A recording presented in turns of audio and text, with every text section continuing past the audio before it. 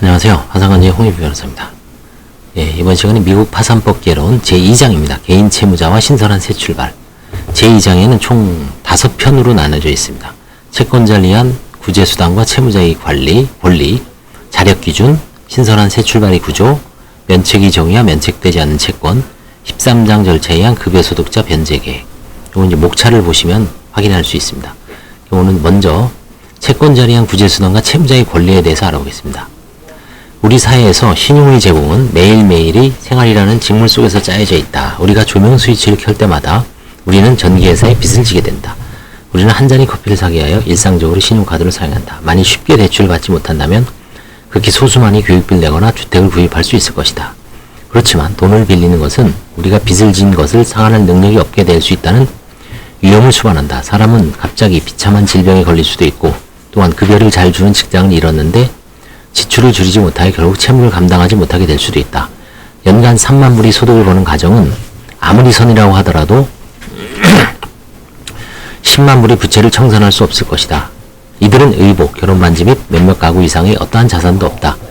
정직하고 착한 많은 개인들이 부주의 또는 불운 때문에 도저히 상환할 수 있는 것보다 많이 채권자들에게 빚을 진 상태로 전락하는 예가 많이 있다. 1세기 이상의 기간 동안 우리 법률은 그와 같은 개인들에게 신선한 새 출발의 기회를 주었다.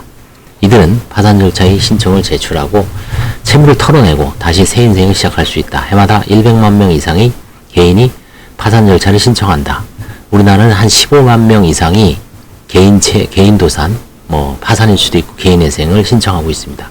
미국은 인구가 거의 한 3억 5천, 3억 7천, 4억 조금 안 되죠. 그렇기 때문에 미국은 파산 천국이라고 해도 과언이 아니죠. 유럽과 비교했을 때 엄청납니다. 해마다 100만 명 이상이 개인이 파산 절차를 신청한다. 이들 사건의 압도적인 다수는 복잡하지 않고 짧은 일이다. 채무자들은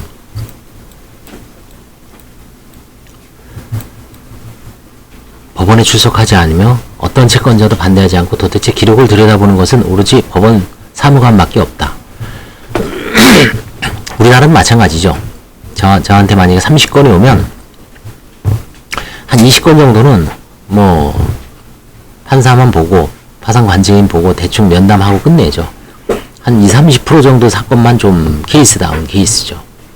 이 시스템은 정직하지만 불운한 채무자에 대해 엄청난 이득을 제공하는 반면 채권자들에게는 작은 비용만을 부과한다. 어차피 어떤 방법으로든 상환받을 수 있는 가능성이 전혀 없다 싶을 정도라면 채권이 면책되도록 두는 것은 상대적으로 거의 문제가 되지 않는 것이다. 채권자로서 당신은 채무자의 일을 관제인이 심사하도록 방임하고 그냥 걸어나가는 것이 바람직하다. 개인이 파산 절차를 규율한 법률은 전형적인 사건, 다시 말해서 지극히 단순하고 법원의 시간을 쓰지 않는 때문에 복잡하게 된 것이 아니라 제도를 남용할 자로부터 정직하지만 불운한 채무자를 가려내기 위한 방법이 있어야 하기 때문에 그런 것이다. 우리나라도 그렇죠. 29종이냐 14종이냐 지방처럼 40종 50종 그쵸? 그게 이제 다 역사죠. 어떻게 그걸 가려낼 것인가. 그 때문에 서류 때문에 복잡해지고 어렵게 된 거지 케이스 자체가 어려운 건 아니죠. 혹시 뭔가 보험에서 빠지지 않을까, 보증금에서 좀 빼가지 않았을까, 부동산을 처분하는 과정에서 문제가 있지 않을까, 불안하죠. 신청인의 불량한 행태가 파산 판사의 주의를 끌게 되면 이들은 조치를 취하죠. 파산법 707조 B는 신선한 새 출발을 채무자에게 부여하게 되면 파산 절차의 남용을 이루게 될 경우에는 파산 판사가 채무자의 신선한 새 출발을 부인할 수 있도록 허용한다. 불성실한 개인이 재산을 감추지 못하도록 보장하기 위해 파산법의 보호를 구하는 자는 누구든지 모든 재산이 어디 있는지를 게시, 까는 거죠. 디스클로저 해야 됩니다. 이것을 채권자들이 질문 이하에 제출을 할 것을 우리는 요구한다. 이에 순응하지 않는 채무자는 무엇보다도 신선한 새 출발을 할 권리를 잃는다. 727조 참조. 많은 채권자들은 채무자가 상환할 능력이 없다는 것을 납득하면 그때부터는 채무자를 추적하기를 중단하며 이것은 채무자가 파산 절차에 의해 공식적으로 면책을 받았는지 여부와 상관이 없다. 파산법의 위치를 정하는 바 절차의 진행은 채무자가 다른 재산이 없다는 것 그리고 어떠한 것도 감추고 있지 않다는 것을 다시 확인하게 해준다. 오랜 기간 동안 제7장 절차는 신선한 새 출발을 이용할 수 있도록 되어 있었던 바 바로 그 사람들만 이용할 수 있는 방식으로 이를 이용하는 사람들에게 비용을 부과해 왔다. 7장이 이제 파산입니다. 신선한 새 출발을 얻기 위하여는 개인들은 의복, 결혼반지 및 이와 유사한 유형이 파산 절차 외에서도 개인 채권자들이 추구할 수 없는 재산들을 제외한 모든 재산을 채권자들에게 내놓아야 합니다. 우리나라도 마찬가지죠. 4가지 재산, 압류금지 재산, 그 다음에 파산 선고 이후의 신득재산, 그 다음에 면제재산, 한가 포기한 재산 외에는 다 내놓아야 합니다. 개인 파산법이 제1차적 보호 대상으로 예정된 사람들, 절망적으로 채무에 빠진 중하위 계층의 근로자에 있어서 면제재산이 아닌 재산을 내놓아야 할 의무는 상대적으로 거의 부담이 되지 않는다. 없던 얘기죠, 재산이. 그들은 입고 있는 의복과 집에 있는 가구를 넘어 자산에는 거의 가지고 있지 않기 때문이다.